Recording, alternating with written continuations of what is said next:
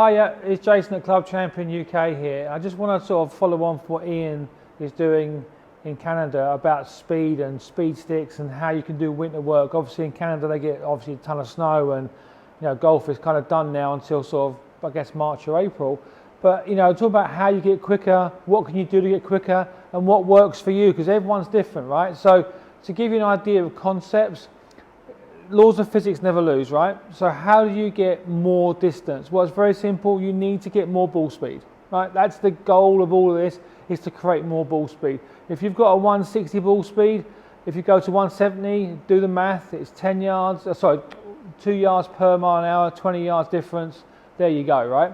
Now, for guys like me, 52, getting a bit tubby, losing a bit of speed, this is really important, because the younger guys, they're fit, they're strong, they're lean. You see the guys on tour, they're just athletes now.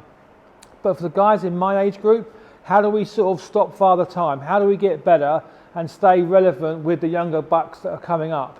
So, laws of physics, force, mass times acceleration, or force equals mass times acceleration. So if you have a heavier head and you create the same speed, you're going to create more force. So if you get a heavier head, Mr. Lead tape here, and just very cheaply put some strips on the back of a wood and make the club head heavier, does that give you more ball speed? Now this is all relevant on you measuring something, right? How much ball speed do you create? But if you start with, say, 145 ball speed, can we get you to 150 and above, right? This is the name of the game. So we can use that. Heavier head potentially. Now, shaft weight, another one. Now, I know there's been some studies done about mythbusters and not necessarily a lighter shaft goes faster. I agree with that. It's a bit like spin loft. There's a bell curve of performance where your sweet spot is a certain weight. Is it 75, 65, 55, 45, right? I know for me that a lighter shaft will go quicker, but my ball speed number doesn't get any better. So this is the Autoflex kind of, scenario. Does a softer, lighter shaft give you more ball speed? Not necessarily, right? But again, testing is important. Are you a 4 stiff, a 5 stiff, a 6 stiff, a 7 stiff even? Who knows, right? But you've got to be able to center the strike. Here's the skinny, right? You have to hit it out the middle.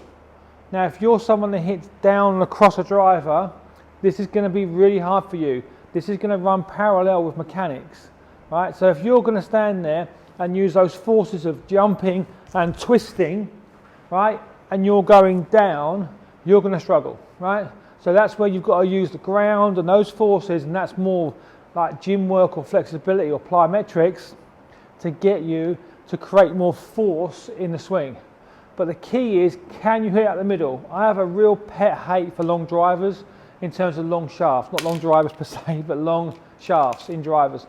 It's a bit of a fool's gold. You might get the odd one out the middle, but if you hit it heel, toe, especially low heel, you're going to be horribly spinny and losing a ton of speed.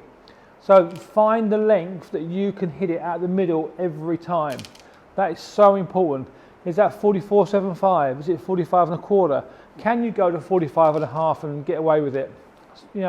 Okay, you can't try every combination in every length, but you can have a really good educated guess about that was really good. And again, if you haven't got access to a TrackMan or a quad, foot powder on the face tells you where you're hitting it, right? And if you're hitting it middle, or slightly couple of mil high toe middle, you can't get any better. You've just maxed out, right?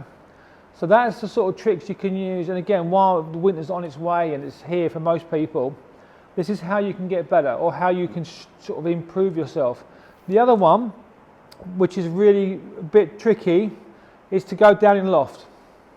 So this is a little bit of a left fielder, but if you're using a 10.5, even 11.5 degree driver, can you get a 9 degree driver, tweak it up a little bit maybe, and get yourself hitting up a little bit to maximize the collision to give you the best energy transfer? Because we all know the more loft you have, the worse energy transfer you have, i.e. that's why a wedge is smash factor is 1.1 and a driver in theory is 1.5. The more loft you have, the shorter the shaft, the worse the energy transfer. So try, this is something which is a bit different, but talk to coaches about this, to maximize your distance with the lowest loft you can control. And the word the control means sideways as well as flight, okay? So you might have the odd 8-degree driver that goes miles, but you can't get it in the air most of the time and it goes sideways on you, well, that's a waste of time. But could you go to a 9-degree, maybe loft it up to say C3 in Titleist World, 9.75, and does that help you more or less? These are all sort of tricks of the trade, or what are called tradecraft, that you can do to maximise someone's smash factor, and the magic is ball speed. Understand, if you're doing this work with Ian or whoever it is, what's your ball speed today and where is it a month from now? And if it isn't getting better, then I suggest you do something different, right? It's either useful or useless. If it's useless, stop doing it, right? After a month, you should see an improvement. Anyway, any questions as ever? It's a big topic. I'll try and do a few more bits and pieces on this, but it's something which is really relevant to the modern golfing world as we speak right now.